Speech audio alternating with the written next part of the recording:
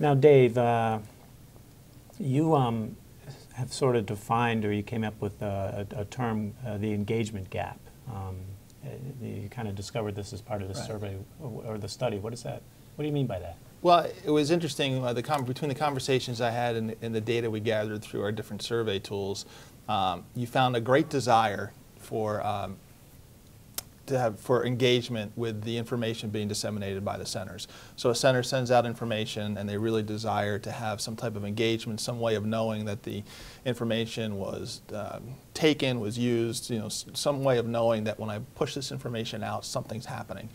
We had about over 80% of the centers say yes, that's a desire of ours.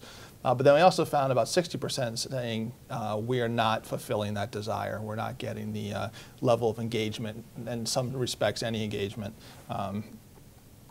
at all with the communications we're sending out. And it's not terribly surprising in that regard. So while there is that gap, but then when you start to look at the platforms and the communication tools that the schools are using, they're not necessarily engagement friendly per se. So you send out an email newsletter or you shoot out a PDF or a link to your website, that would be towards the lower end of the engagement spectrum. But as you start to look at social media, new media tools, which allows for an interaction between people and in commenting and engagement, then you're going to start to see, hopefully and ideally, an increase in engagement.